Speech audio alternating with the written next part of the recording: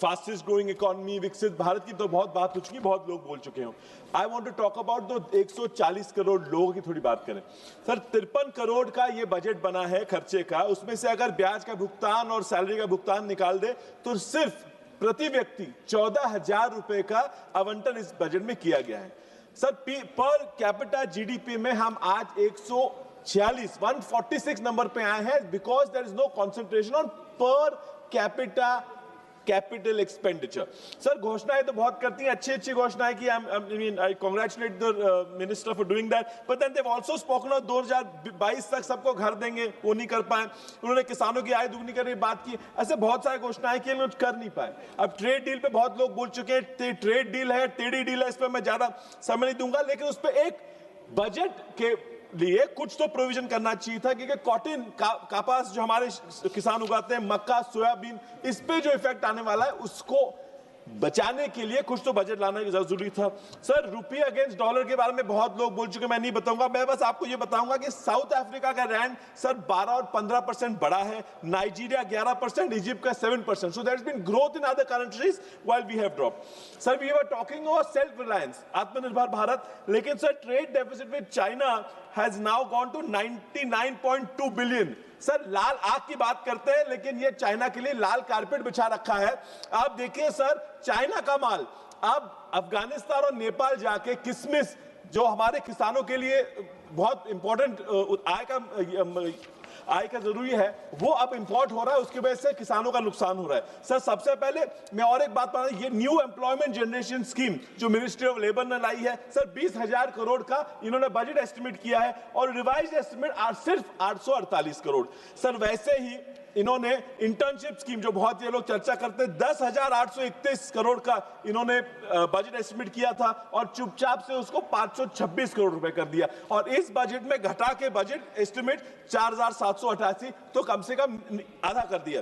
तो सरकार ये कहती है कि युवा घर से 5 किलोमीटर से दूर ज्यादा नहीं जाना चाहते, इसलिए फेलियर हुआ है। Sir that is not the reason for failure. Sir बस जुमला मारो, साली गलतियां दूसरों पे डालो, ये सरकार नहीं कर सकती, कुछ तो इसमें और करना जरूरी है। Sir then they have spoken of new ITI upgradation scheme, 3,000 crore का ऐलान किया। Sir actually revised estimate has come down to 356। So yes, फिर ये जाके इन्होंने 3 लाख और 5 लाख के जो किसान कर्जा लेते हैं उस पे इंटरेस्ट सब्सिडी की बात की, सबवेंशन की बात की, उसके आगे कुछ नहीं हुआ। तो ये अनाउंस करते जा रहे हैं, हम ताली बजा रहे हैं, एक्चुअल बजट और रिवाइज्ड एस्टिमेट और एक्चुअल खर्चे में सर बहुत फर्क है। सर मेरे निर्वाचन क्षेत्र में मैं कुछ बताना चाहता हूं। सर हल्दी, किशमिश, गन्ना, इन उत्पादकों के लिए इस बजट में कुछ नहीं किया गया।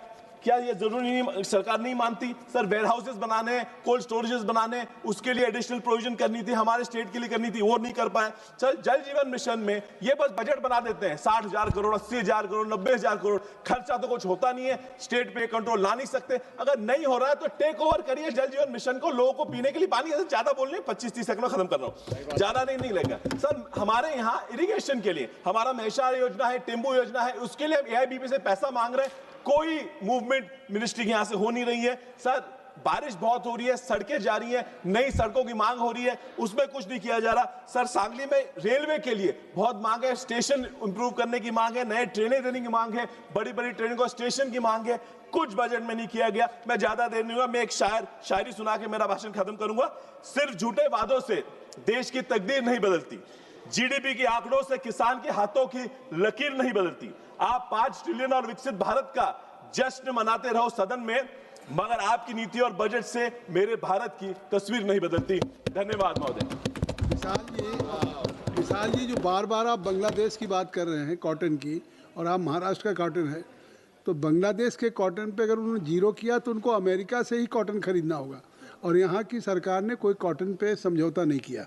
चलिए आगे। Jayant Rai ji, Shri Jayant Rai ji, Shri Jayant Rai ji, Shri Jayant Rai ji, giving me this opportunity to speak in this August House.